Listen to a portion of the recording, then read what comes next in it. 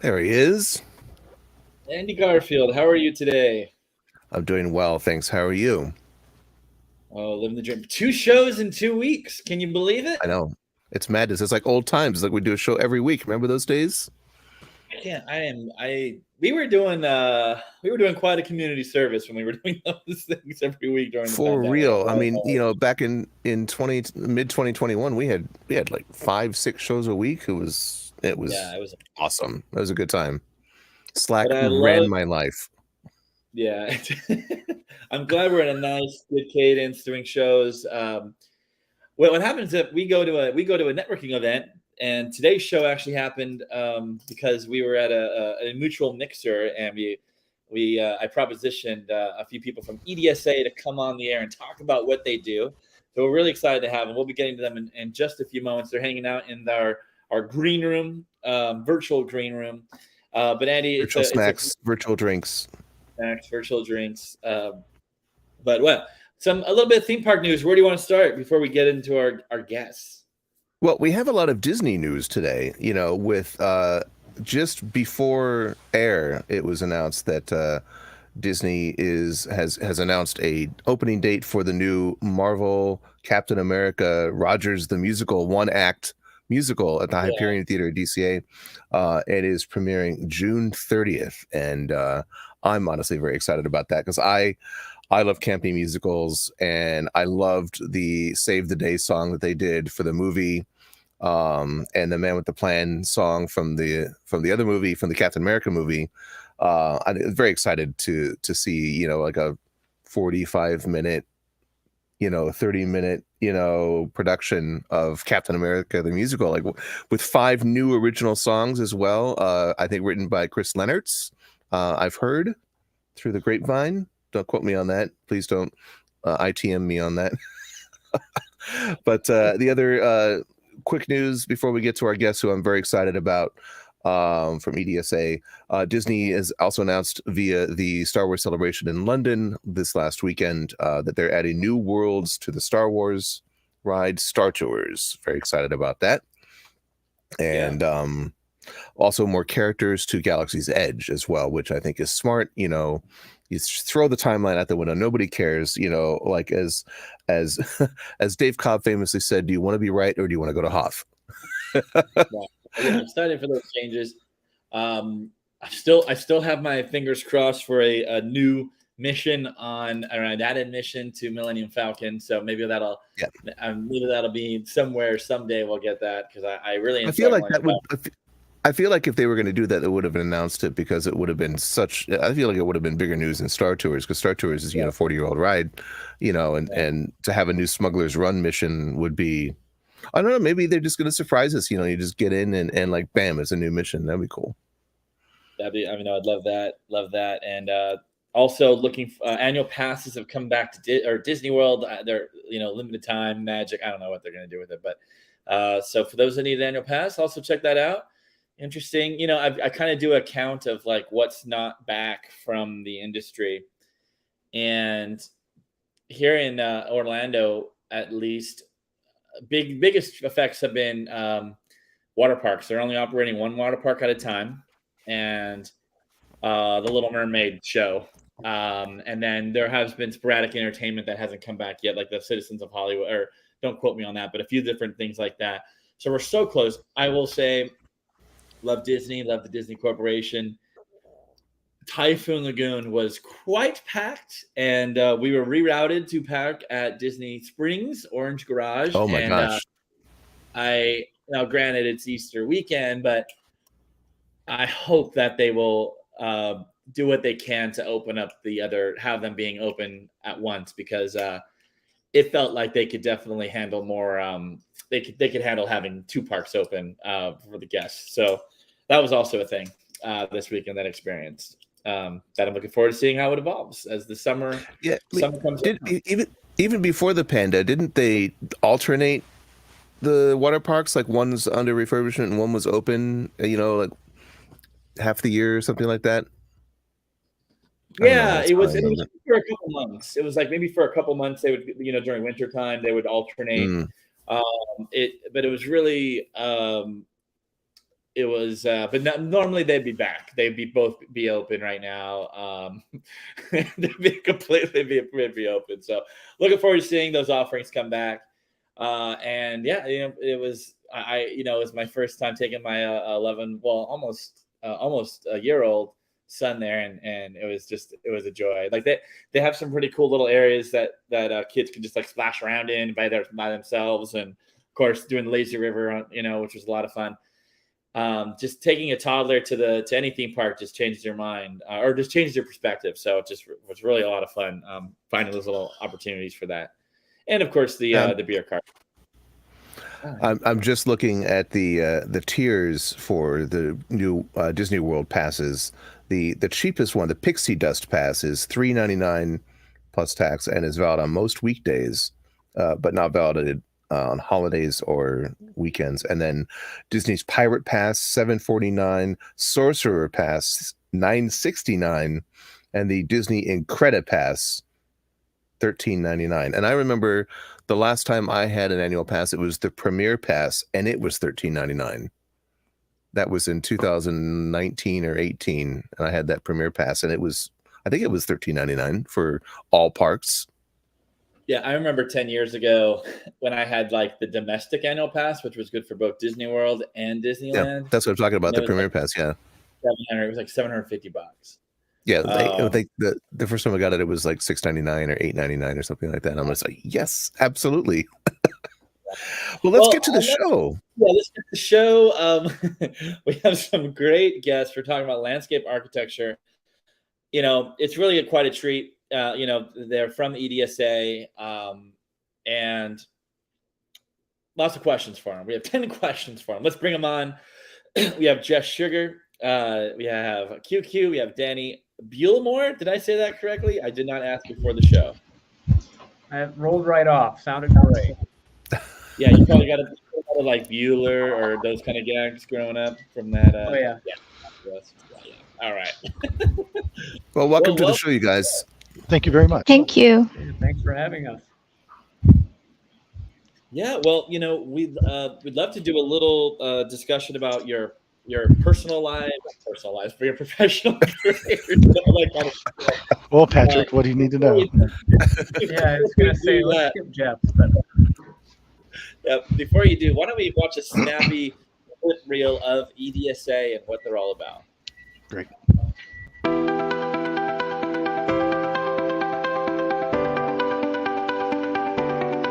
As co-authors in the story of place, we invite you into our world of discovery, innovation, design, and creativity.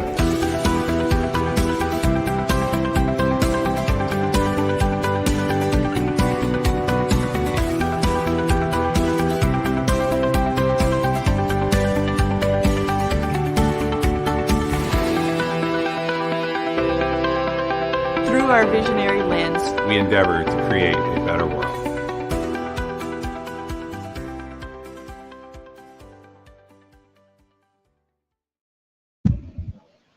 Fantastic. Shout out to the EDSA marketing department for that. That's awesome. Exactly. I'm pumped. Well, yeah, why don't we go ahead and do some personal introductions? I did it again. And let's talk about how you ended up in landscape architecture. So, QQ, why don't we go ahead and start with you? My name is Qianqian, and I'm a landscape designer with EDSA. I joined EDSA in 2021. I have been fortunate to work on lots of awesome projects, which I cannot talk about today. Going to my story, how I found landscape architecture, it's probably similar to a lot of people. I did not find landscape architecture right away. I went to undergrad school for architecture. Then I realized, maybe I'm interested more about things outside the building. I didn't know what was that. I thought it may be urban design, urban planning, or landscape. Back in 2014, I booked a trip to Orlando with my friends, and then it was my first time visiting Orlando. And then we stayed in Orlando for 1 week at Disney's resort. and it was like eye-opening experience for me. We had a check bag, so they mail the luggage tag to us, and it was so magical. Like our luggage just show up in our hotel room. We didn't even need to pick up luggage when we arrived in Orlando, and then all this Disney bus transit system. I was like, I had no idea how big Disney was at that time. And then after a trip, when I got home, I started to do research. How can I do stuff like this? And I realized, that's master planning. That's landscape architecture. Right away, I made a decision. I need to study in Florida so I can get closer to all the theme parks. So I applied to UF without even look at where is University of Florida. Then probably 3 or 4 weeks before I booked my flight ticket to the States, I realized, oh my God, University of Florida, it's not in Orlando. It's in a college town called Gainesville. And then my next question to myself is, so how close Gainesville is to Orlando? And I figured it's only like a 2 hours drive. I said, okay, I can always visit park over the weekend. So that's how I found landscape architecture. That's great. Love it. Well, welcome onto the show. Next, I'll go to Danny with the shirt. Perfect. Looking good. Thank you. Yeah, Jeff and I were talking about that today, how we coordinated our tablecloth outfits here. But I don't know if I can top QQ. That's pretty good. But for me, always interested in outdoor environments.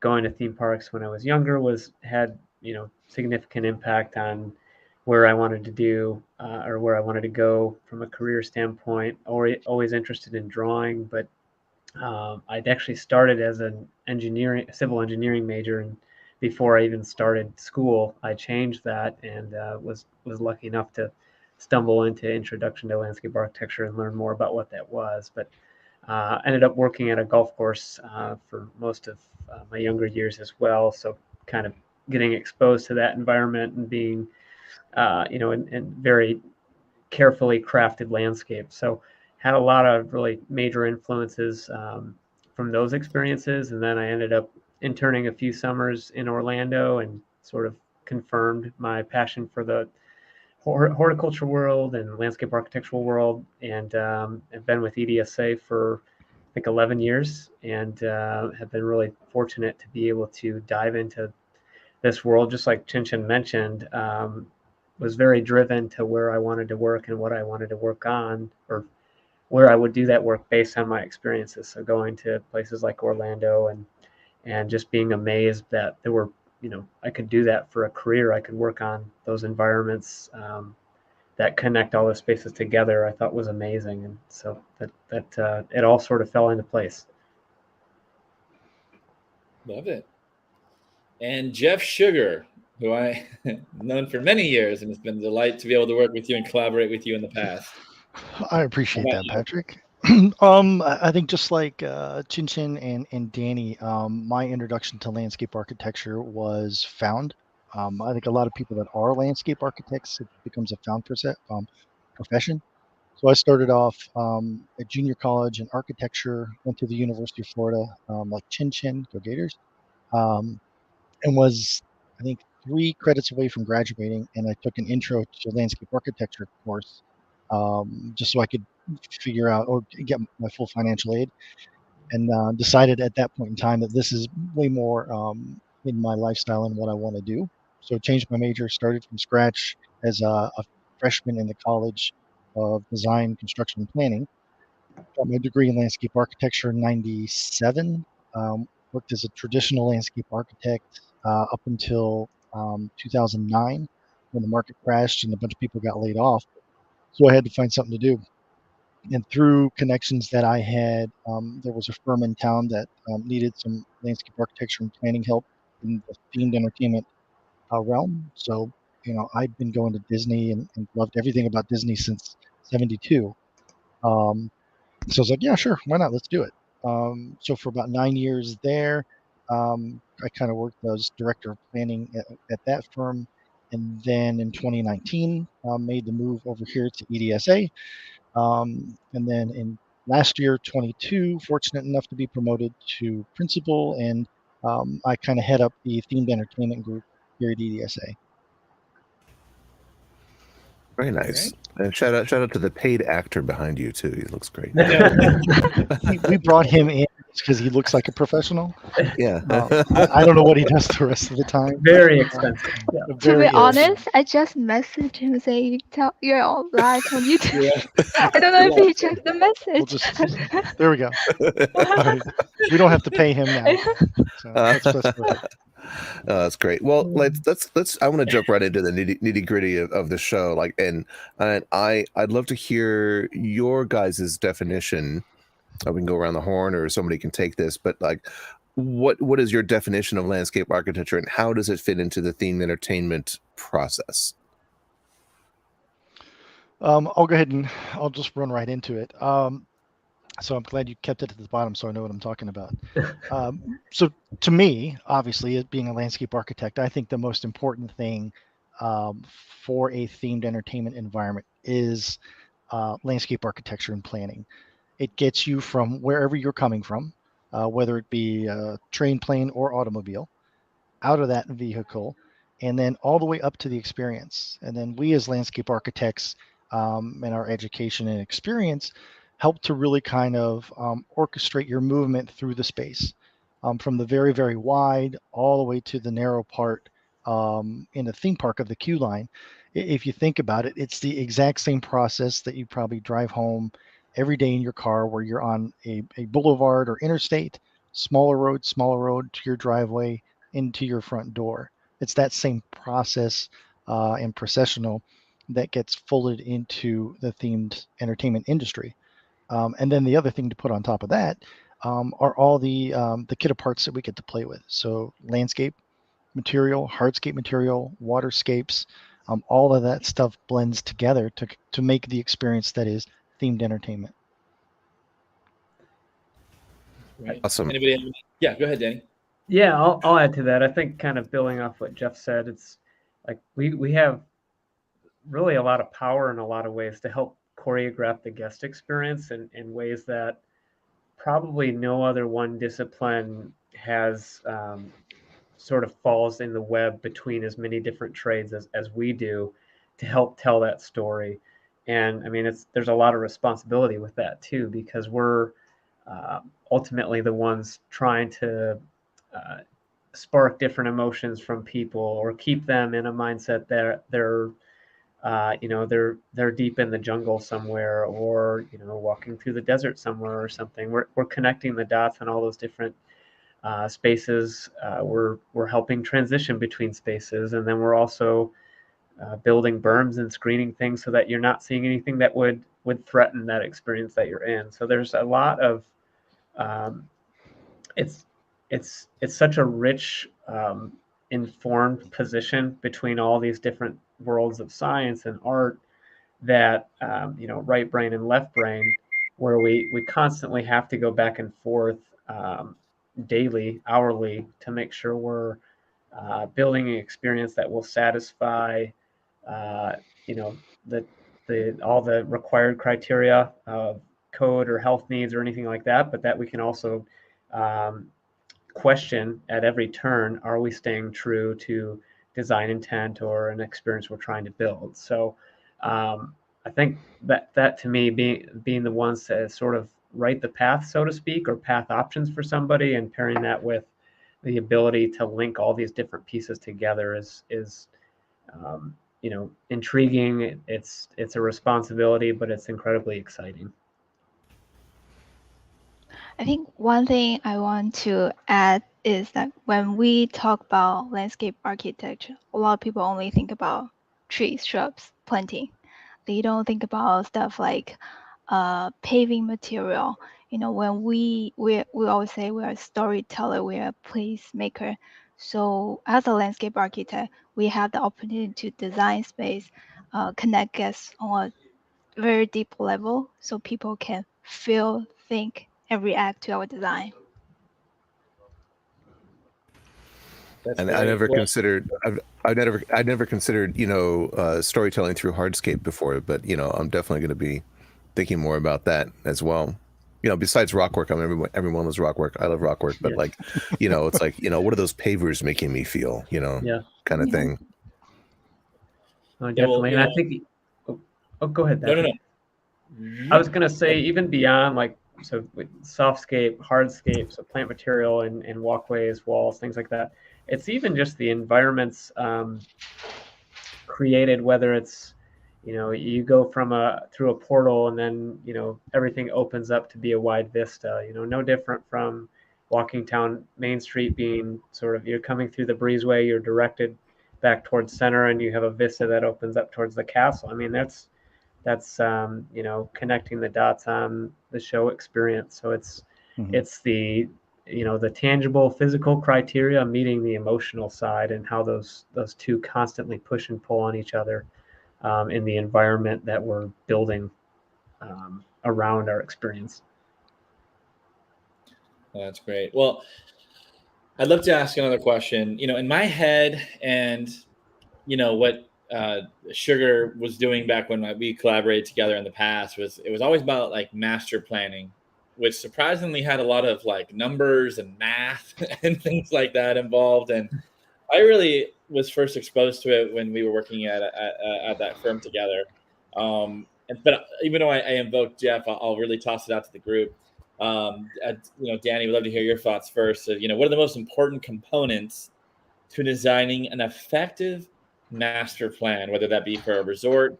And we might need to define that a little bit for people who may not be aware of what that is.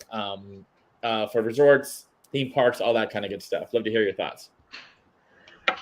Probably first and foremost, Patrick, it's sort of having a program in place of things that we need to encompass within the master plan. So the master plan is an overall vision plan or site plan tied together, talking about all the different pieces and parts that are going to collectively make up an experience, whether it's different attractions, different lands, restaurants, hotels, water bodies, things like that, how we're getting there. So parking, transportation, back of house, and having a program where you understand. Program is basically a list of criteria that need to be included in your plan. So square footage of buildings, amount of space for garbage and trash removal and things like that. Pairing that with sort of the criteria of how many guests are expected per day, or how much, what's our capacity going to be? Because all of those criteria help us then sort of build this fabric of parts and pieces, understanding the scale of those parts and pieces together, and then getting a real sense of scale and relationships to really take the next level with a plan. Mm-hmm. Sugar, anything to add? No, Dan did a great job. The great thing about having the program, as Danny mentioned to start off, is you can kind of vet out and validate a lot of what you're going to eventually draw to see if the project works or doesn't work. Critical to that would be the design day. What is my annual attendance, and then how do I pair that all the way down to the most amount of people in the park on that day. So you're not designing the church for Easter or Christmas, but you're designing it for a comfortable day throughout the calendar year. Those numbers start to flesh out what the site plan will look like. Sometimes if you're given 1,000 hectares to design a theme park, resort, or some type of destination, based on your annual attendance and what the program's telling you, and how many hotel rooms you have and all that stuff, you might only need a quarter or half of that site. So those are things that you can kind of vet out very quick, and then help you refine the plan, which basically just becomes the illustricized version of the metrics in spreadsheet and document form. So for those, I think a lot of people are not going to know what a program is. Do you mind describing that just for those that don't know? Because that is a lot of people are in this industry that may not touch that front end work, right, or they may be working for a firm that's already has theme parks and all that. And I think it's so interesting because it was really fun to play with program back when we worked together. Right. So a program basically identifies all of the kit of parts that go into whatever it is you're designing. Same thing if you're an architect, interior designer, any kind of design professional, you're given a program. And that identifies, so let's just say it is a theme park. So in that theme park, we need to have so many square foot of retail, so many square feet of F&B, back of house, offices, and all those things operationally that make the theme park work. Then you start to look at the big blocks. So how big is the ride show? So a roller coaster takes a certain size footprint and service and back of house and guest and queue space. So all those kind of get identified from a square footage standpoint. Then you've got a block that's 10,000 square feet. Then you go to the next attraction. All of those things combined give you an overall area of square footage to put onto the site. So I hope that helps a bit. Yeah. Andy, what do you think? Did that answer that question about program? I think it does, and I think that that'll dovetail perfectly into the next question, which is, how does your role change throughout the project lifecycle from Blue Sky to, buy off? QQ's going through this right now. No, Q, yeah, So- I need to hear from QQ. Yeah, dive in, Chichen. Allegedly, so. So from Blue Sky, I really feel like it's the time when we just threw out tons of ideas. There's no right or wrong. You always ask yourself the question, what if we do this? What if we do that? It's a lot of what if moments. And then when we move to the construction documentation, it's like, what's the solution? How we can build this, how we can achieve the finish. So to me, it's really coming from a very broad idea and then narrow down to that one piece. And the great thing to that, to go from Blue Sky all the way through construction and observation, is the common thread. And that common thread is, as we all know in themed entertainment, is story, story, story. Yeah. So that story and narrative in Blue Sky is painted with a very broad brush. But then when you go into construction detailing, it is a very fine point pencil, and every line counts because every line is going to get built into the field. But every line is drawn based upon what the story tells us it needs to be. I think there's a big part of that that speaks to making sure we're always, looking back to our sort of North Star for the project. And are we defending the project's integrity of storytelling? How are we, we have to engineer a Blue Sky solution. So how do we, how do we make it work? That's the biggest thing is we want to feel like we're underwater. How are we going to make these, light poles or sculptures around us feel like they're coral or components that are next to us when we're underwater?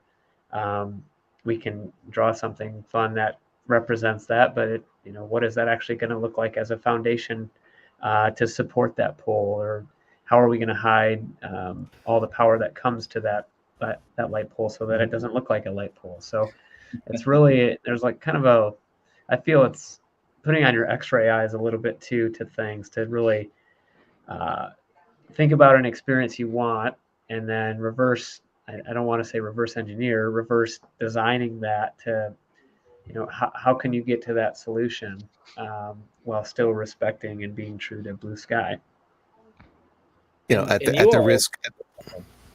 I was going to say at the risk of edging into NDA territory, I'm not sure what you guys could talk about, but what came to my mind listening to you talk about that was the experience of walking through Pandora at Disney's Animal Kingdom, where where do the artificial plants and the real plants begin, and when and where that decision was made. It's like I couldn't imagine figuring that out until you actually got into the field, and started, putting plants in the ground.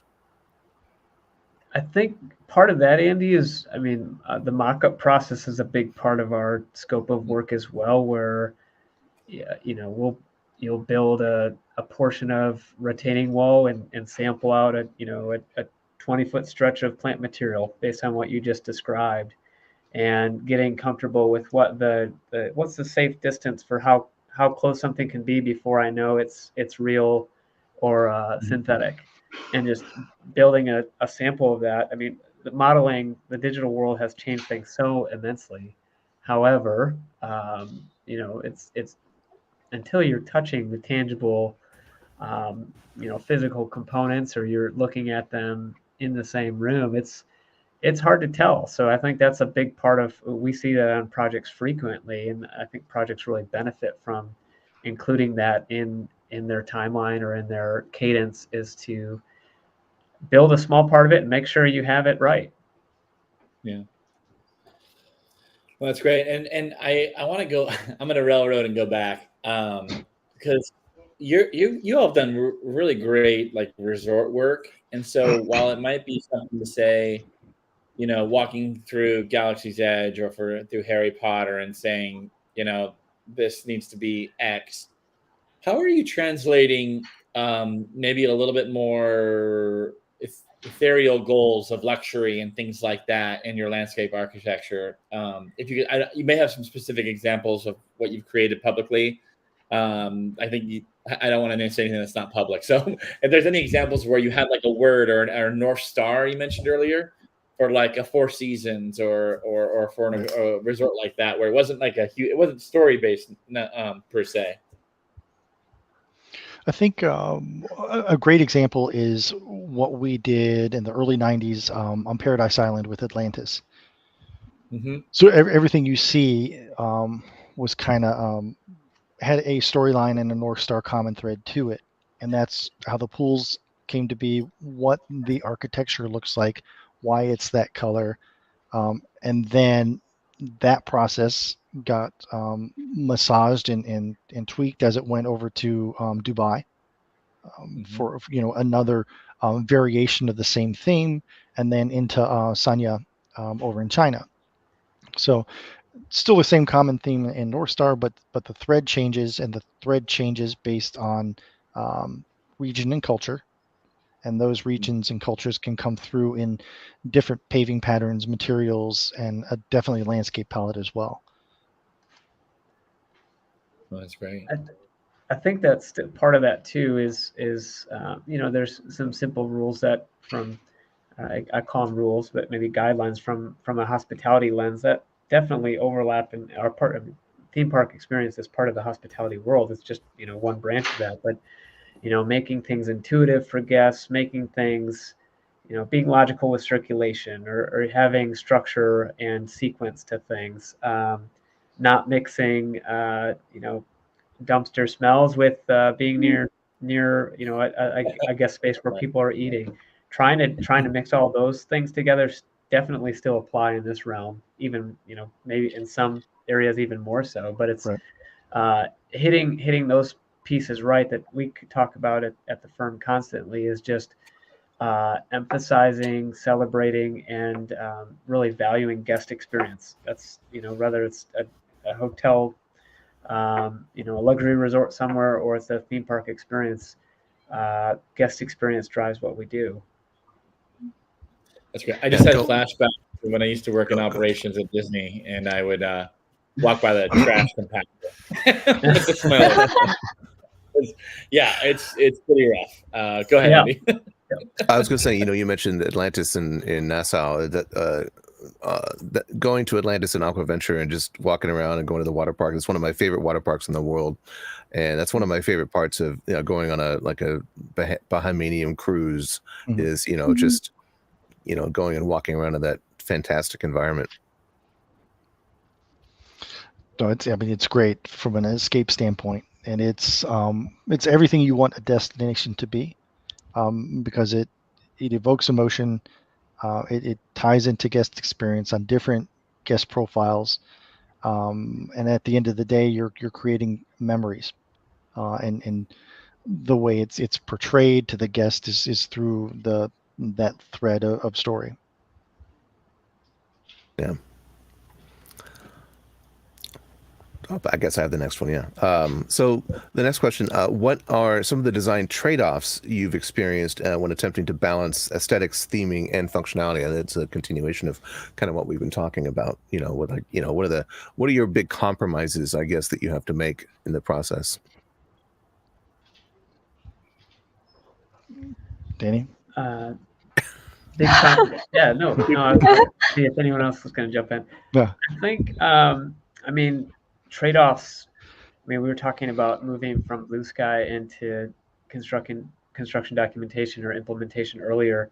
I think probably all three of us would struggle to think of times where we haven't had to make trade-offs on something based on budget, based on time frame, based on changes along a design process.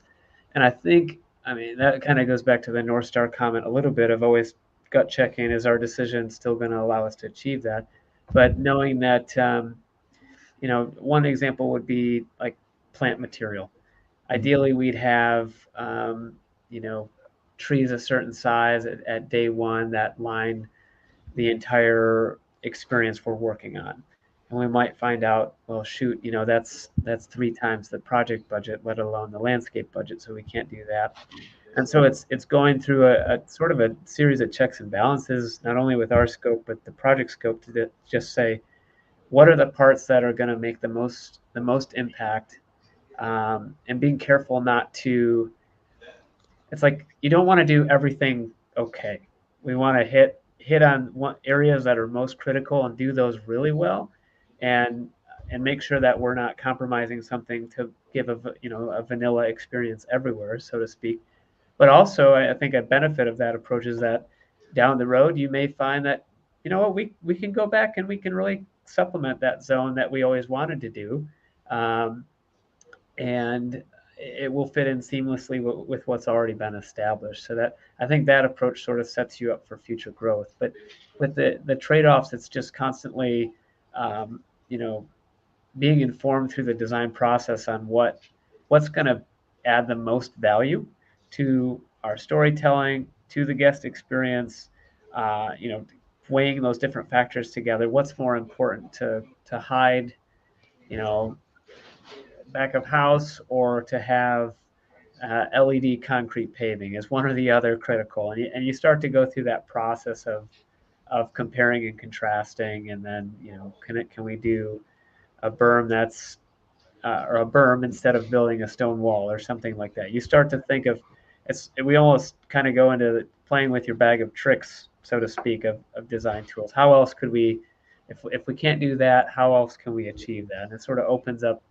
You're not going backwards, but you're sort of circling back on something and saying, all right, well, that road's closed for now, or that, there's construction going on there. We got to try a different avenue. And I think that as much as that's a hurdle, it's also part of what we do. I mean, that's a different way that our discipline has to be creative, is to do more with less, and know that we're landscape architects and we still don't know where money trees are either. So it's kind of a reality part of what we do, where you have to create. We have to be creative in the lens of thinking of how to tell these stories, but also be creative in how they're executed. That's equally as important. I think I want to add to what Danny just mentioned, what will add the most value to the project. The project, one example I'm thinking of is the project I'm currently working with Jeff. There's this seat wall, which is 30 inches high. And I was asking him, that's too tall for a seat wall. If I'm sitting on there, my feet cannot touch the ground. Why we cannot make the wall lower? And the reason is we want to have more soil depth to create a lush landscape setting, which will add to the aesthetics and theming aspects. No, great, cool. Well, appreciate all that. That was great. Next question for you, going down our questions. 10 questions. What technological elements are you typically asked to integrate into landscape designs, and how do you ensure they'll remain functional for years to come? So a lot of requirements, I presume speakers, lighting, all those types of good stuff. Danny, do you want to take this one? Sure. I think, yeah, there are ever more of those in this. I mean, in the world in general, but in this space we're all in, where so many apps are dependent upon for guest experience nowadays. So you never know when another Wi-Fi tower is going to pop up within your project's visible space. I think utilities in general are a challenge for us in our scope to be coordinated on and do what we can to conceal those. So that's kind of a critical path item for us, and sort of right brain, left brain is making sure all that is. Do we want it to be visible, or do we want it to be as if Wi-Fi is just happening here? And so, all of that takes a ton of coordination to make that be the case. But beyond, I mean, some of the leaders would be Wi-Fi, BGM is a huge thing, making sure we're supporting story with the music that's being placed in an area, or just sounds in general in the background. That's the most important thing. Yes, Andy. Yeah, there you go. Andy, you paid us $20 each just to mention that. I think from a technology standpoint, whatever we design today is already outdated because technology is moving so fast. The great thing about the advancement of technology is usually technology gets smaller instead of getting bigger. So what once was an area speaker today that's a 24-inch diameter piece that has to sit in the landscape, in 6 months, 12 months, or 5 years down the road, it could be this really incredible power speaker that's as big as an iPhone today, but it still does the same thing and performs the same way. The one thing that I think that is going to be critical to exterior spaces is to start to fold in technology that moves with you through the landscape in a resort destination. So very similar to Keys to the King, or was it Sorcerer's Keys to the Kingdom at Disney? Yeah. So similar to that, bringing that into the landscape. How does an individual's experience change on something like a lazy river based on how they interact with that and the technology that can create either digital mapping or digital projections? If there's LED screens built into some type of cavern that the lazy river goes through, and the first time you go through, it's a giant squid and you're eye to eye going through the cave. But then the next time you come in, or if you're on a different experience, it becomes you're inside of a treasure chest or something like that. So I think technology has an ability to advance the built environment and kind of lend itself as a complement rather than just being dependent upon the technology. I've got kind of a follow-up to that, talking about technology and blending it with the landscape, and, so you mentioned that like fixtures and technology is getting smaller and smaller and smaller. With the ability to add more illumination to landscape, how much more frequently, if more frequently, are you working with lighting designers, architectural lighting designers, to illuminate the landscape, at night, which isn't, something, that was happening as much as it is now. Hand in hand. Every project. Yep. We work with lighting designers, AV, technology, CCTV, all of those people that touch the outside, because the more collaborative the experience is, the less hiccups there are in the field through construction. And it helps us learn more about why we have a tree the way it is, how to align the path to get the most out of lighting. So like Qianqian said, pretty much on every project. That's cool. I mean, then in the last 20 years, sustainability has become like a really important aspect of design and environmental sensitivities. What are your strategies, current strategies, former strategies, developing strategies for integrating, concerns about sustainability and environmental concerns? We actually had this conversation. Dan, do you want to go, or do you want me to go? Either way. Go ahead, Danny. I already talked. Well, we've seen that come up on projects as well, whether they're hotel projects within this space or even within the actual themed environment itself. And I think it really forces you to think about materiality, first and foremost, and just being,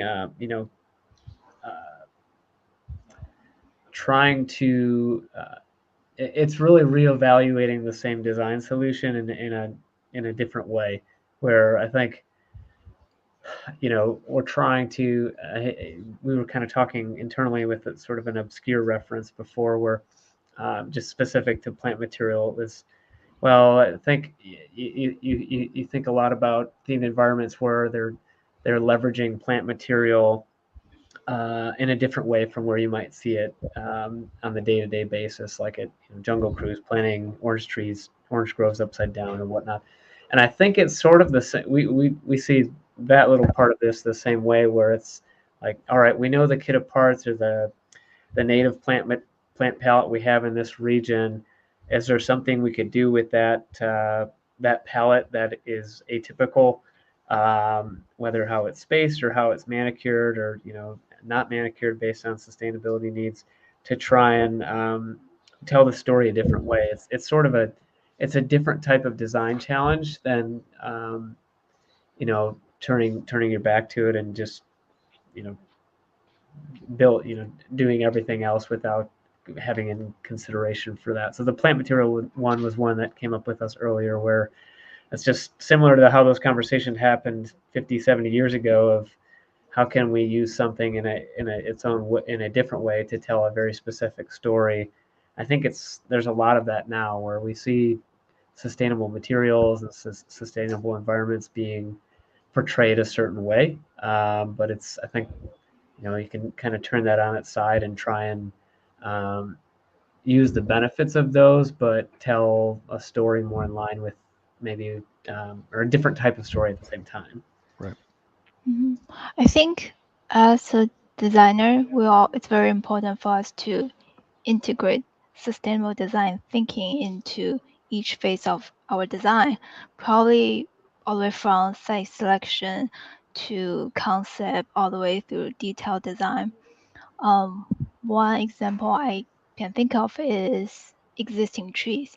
You all will probably be surprised that like how many projects we design around existing tree. And then as a landscape architect, we try to preserve every single tree on site. I think one of my dream project will be we can preserve all the trees for the site.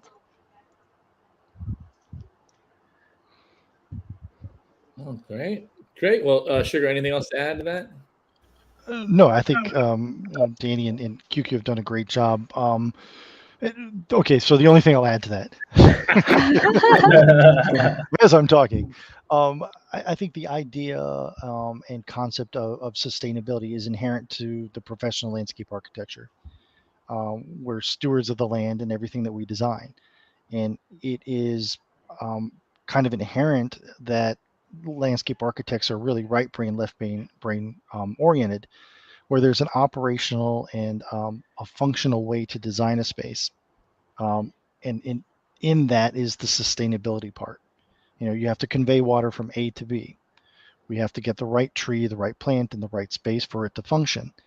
And then fold it into, once we figured out the problem, is the aesthetic quality to it. And then the marriage of the two is what landscape architecture is. Got it. Cool. Well, there's a lot of people who may not necessarily know about the personal rewards, like a credit card. No, the of your position. What do you find the most rewarding part of being a landscape architect? Just where do you get excited about? We'll go to QQ first. Yeah, good to me, because I don't have many build projects. But I think the most rewarding part is see people enjoy the space we created. And it's a part when another part is when we are in a meeting with the client, we always bring up creative solution to a problem. And then you will be like, wow, the landscape architect knows a lot. No, hold on. Sometimes it works, and sometimes it yes, doesn't. I'm just the landscape architect in the room. But Yeah, what if? that's the preface to everything. This is a stupid idea, and I'm a landscape architect, so take it for what it's worth. Never said that. No, not yet today. So I think I did actually. No, I think yeah, similar to Qianqian, I think it's been really cool as I've evolved in my career to see some things built, to watch not only myself and my family get to experience them, but my kids in particular to get to go to some of these types of environments and interact with them. Starting projects without kids, and then but some of these projects are so long, you have kids by the end of the project, and they get to go and play in a pool that you designed or a water feature that you helped pull together with a very creative team. And it's that I think is very in the immediate sense is really rewarding, but I think it's rewarding on a different personal level too, because nothing we do is easy. There's always we feel we never have enough space on a project. There's never enough budget. There's never there's always things that you wish you had or aren't quite what they could be in terms of the tools you have. But it's really it's like there's a high level of satisfaction working on the projects we do, because it requires a lot of hard work and thought and creativity to push them through. So I think at times at the hour to hour it can be challenging to see that when there's challenges with projects, but the big picture, it's really incredibly exciting and rewarding to see what's possible. Yeah, the ultimate goal for me has always been to have other people go and enjoy the space. And to Danny's point, having a son and having him running through something that you've designed or created, and it's just really cool. And the other part that is rewarding is over your career, you get to meet so many different people from educational backgrounds, cultural backgrounds. But together, collectively, you always have that single thread of doing really cool projects in really cool places, and those relationships tend to extend far beyond putting a project together from design through construction.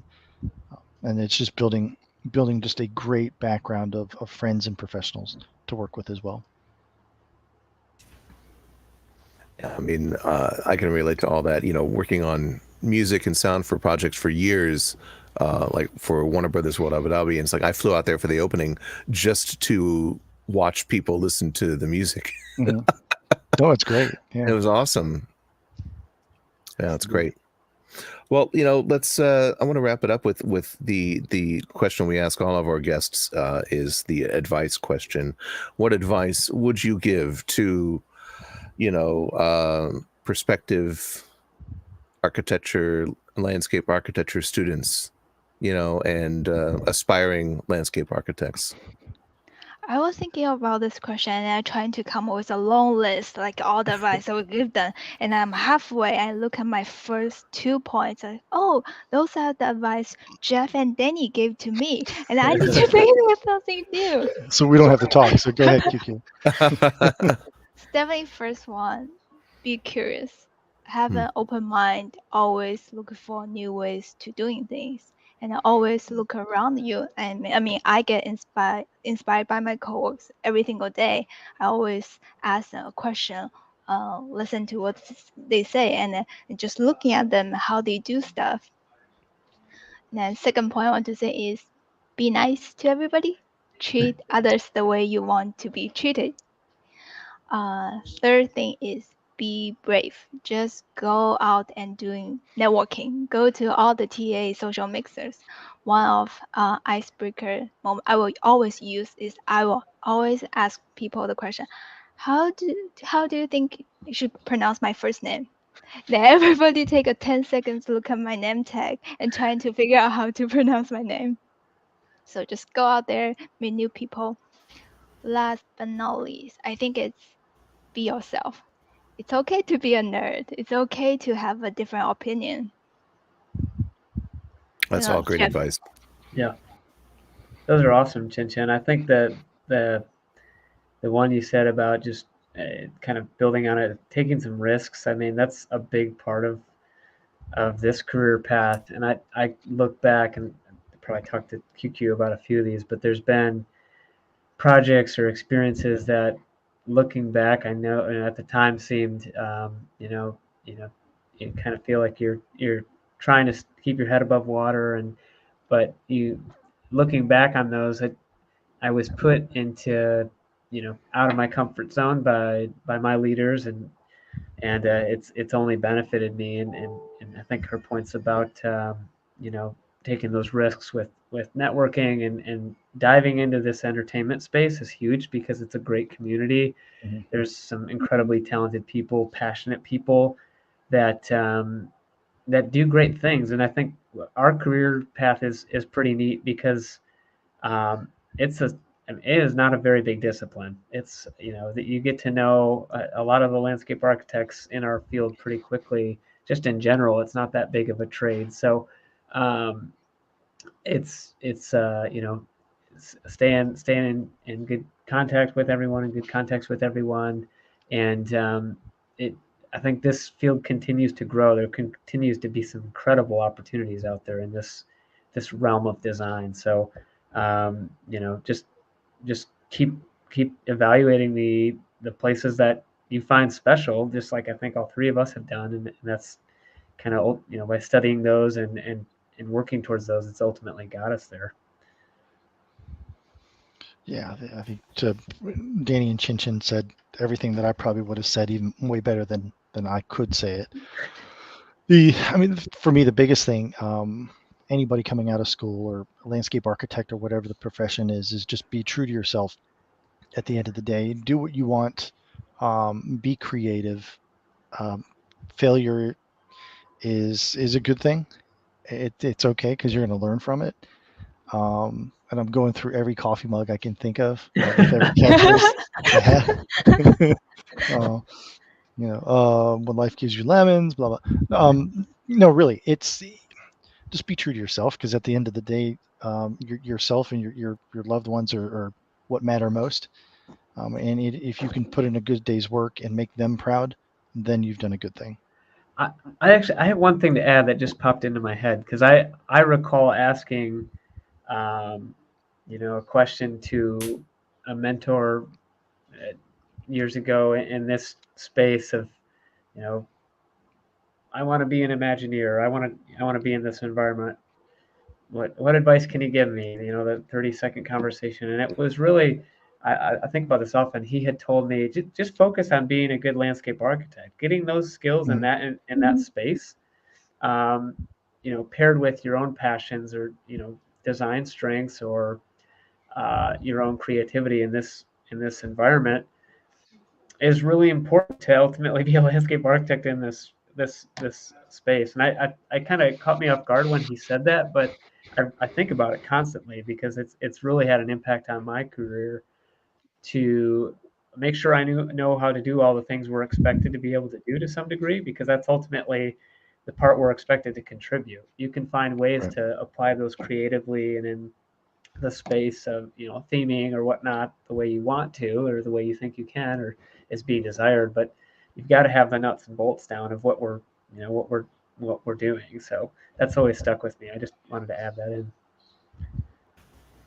I wanted to have a surprise bonus lightning round. What are your current favorite plants? Ooh. Oh, geez. Date palms. Date palms. Date palms? Date palms. Nice. In the world of global warming, the great thing is that now we can get these really cool plants that only grow in South Florida up in Orlando. So we're starting to lean on sea grape and lipstick palms, some things like that are really, really cool, that don't really exist that much in our region right now, but I'll be darned. You can probably grow them here. Yeah, I've always been interested in palms in general, just because I grew up in Michigan, so I'm really intrigued by those. But really, anything other than a queen palm, I like quite a bit. So. We've got a big fan palm in my front yard you can have if you want it. Sure. I'm not a fan of those, but any others would be fine. They spread too much. So, Patrick, not your favorite plant. Next question. We're towards the end of this show. It's been fantastic. We always look to just create an environment where, if there are any closing thoughts you might have about landscape architecture, maybe anything you would like to say, we'd like to give the floor to you. We'll start with Sugar, and then Danny, then QQ. You sure about this? So no, listen. When we started the conversation about how you guys have put this together, and we had this conversation back at the beginning of IAPA, and again, this goes pretty much to a couple of things that we've talked about today. It's about relationships and just being great to everybody, because in this profession of themed entertainment, everybody is incredibly nice and willing to collaborate with you, and just be a great spirit and support of everything that you guys do. So I am happy, Patrick, that you invited us here, and I'm very happy that we continue our relationship. So it's been fantastic. So thank you. Those are my parting words. Oh, that's so kind. That's so. Danny. No, I think sort of amplifying from that is, I mean, this is an awesome opportunity for us and as landscape architects, because we're, you probably not the first or second or fourth trade you always, folks typically think of, similar to our, how we talked about how we got into this. It wasn't, just sitting right in front of us, our obvious choice. But so I'm appreciative we have this opportunity to talk about what we do and, continue to amplify, the voice of what our role is in this space and how much it can really add to the overall experience. So we appreciate it. Thank you so much. Yeah, again, really appreciate this opportunity. I just have one question for you guys. When can we do a day in the life at EDSA? When can we schedule that? I cannot wait to do it. Oh, we can definitely make that happen. Yeah. Consider it done. I mean, this was kind of close to it, but they do a little bit more on that front. So we'll get you connected for sure. We have to have benching outfits too. Yeah. Exactly. Oh, I would love to watch that. I watch all the Day in the Life shows. I love those shows. It's great. I'd love to watch a EDSA Day in the Life show. Awesome. Excellent. Yeah, cool. Well, appreciate everyone of time coming on, and just it's great to keep fostering these relationships and to be able to share what landscape architecture is all about. You can check out the website www.edsaplan.com. And we will just send major thank yous for taking the time to share what you're all about in your journey. And Thank you, guys. Stick around after the show. Thank you. Thank you guys so much. All right, take care.